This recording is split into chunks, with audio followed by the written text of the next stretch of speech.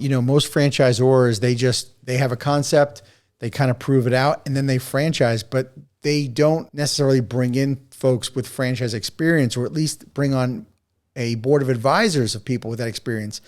That is super valuable. Most of us don't go in that way. Right. And, it's funny, just some advice for your audience listening to Please. us.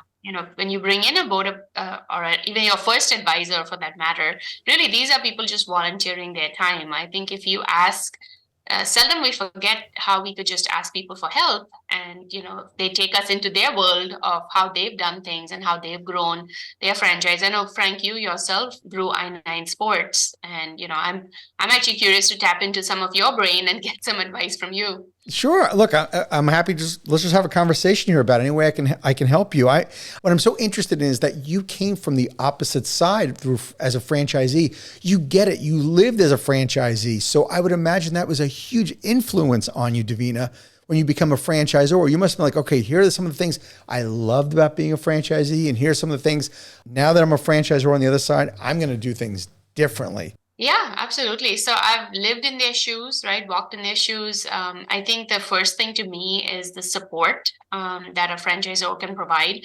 So that's something that's really big within our organization is quick turnaround support, because we know that our franchisees are wearing multiple hats. They are the marketing person, they are the operations person, they might even be teaching a class or driving a bus to pick up their after school students and bringing them to their facility. You just do what needs to be done at the time for your business. So one of the big things that I would say that stands out for me is quick responses to our franchisees.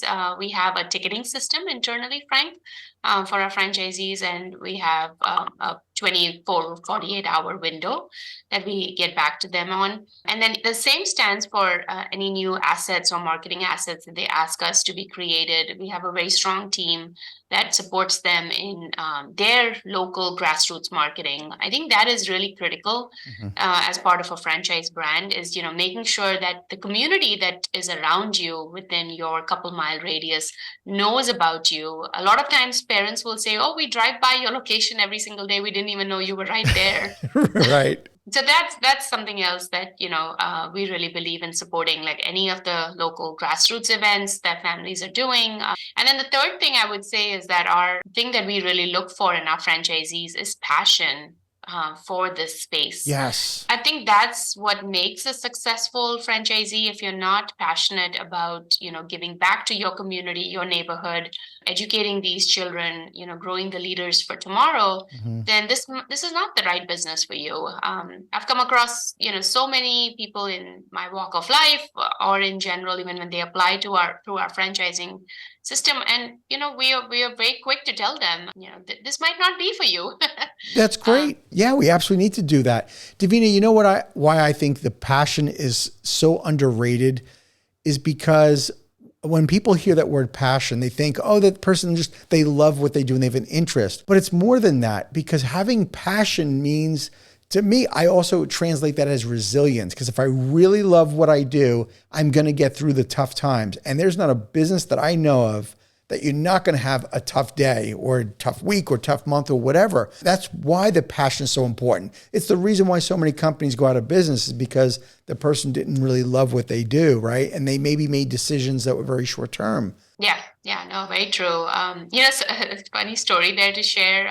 We have several franchise owners that will buy, they won't admit to it, but I think they buy these businesses also as such great examples for their own kids, right? Because we see their children walking into these facilities, within a few months of owning the business, and they're helping the other students in class. They might even feel like they're the leader in their own class and teaching classes. We have a franchisee in Houston, Bel Air, who's got a little 5 and 6-year-old who walks around saying, I could teach a class by myself, because she's grown up in the business. Right. That's kind of the part of it. That's the beauty of it that we see in these franchise operators. One of the big questions that comes up with anybody that's starting out in franchising is, how did you get started? Like, how did you sell your first few? So would you share with the audience, where did you find your first 5, 10 franchisees? Yeah, I would say look internally. Our first franchisee was actually an employee of our corporate office. His name is Adam, and he was moving to Austin at that time. And he had been working with us at corporate, helped us build out the lesson plans, and work intensely on building out the franchise operations system. And he put his hand up and said, "You know what? I'm moving to Austin. This is a great opportunity for me to try to build out a location there." And super excited to share with you that he's been doing so well that for 2 years in a row, their location has been selected as the top STEM franchise in Austin, Texas. He's gone on to open to work on his second location, which is very close to completion here. Mhm. And we were just working on his Mullion sign very recently. So his second location should be up and running in Q4. Congratulations. Thank you. One of the challenges we have when we lead a franchise organization is making the decision that I think we can turn things up, we can accelerate our growth. How do you know, Devina, when you know that you can say we're ready to scale more quickly? Yeah, great question, Frank. So I think for something that we did intentionally as a brand during the pandemic, we almost paused franchising intentionally because we wanted to strengthen our existing franchisees. Mm-hmm. So this was, if you remember at that time, essential care workers had to go into work and they needed somewhere for their children to go. So that was where Idea Lab stepped in. We turned from an after school support provider to more of a in-school day or daytime provider where families that had to go into hospitals to work were dropping off their children to Idea Lab facilities, and we were taking care of their we called it a program that we developed at that time called Idea Lab Plus, where we did the schoolwork with them. Back to answering your question, what we did during that time was we spent a lot of intentional time on building out and strengthening the core curriculum. And now we truly feel like we're at a stage where we can really grow the franchise base. We had said we would pause it during that time, and then now next year we've even got summer camps. Our popular summer camps are being selected by our franchise council, and that is another set of units and lessons that are being built and grown on so that they can be used by our franchisees. So the summer is a big busy time for our franchisees. Mm-hmm. We are known for our after school programs, our summer camps, birthday parties, and then also workshops. There's a saying at Idea Lab: when school is out, Idea Lab is in. And look, you became a stronger, better company as a result of COVID. Yeah, I guess you put it that way. We truly tried. And, the pausing the franchises, I think, was something that was great because we said, we're okay with just slow to moderate growth. And accelerated growth will happen. It'll just happen at the right time. And as somebody with your background, too, as being a franchisee, you were the right president of a company to get an organization through the pandemic because you were on the other side. You just weren't, preaching from the office. But, being the leader of a franchise organization is not easy.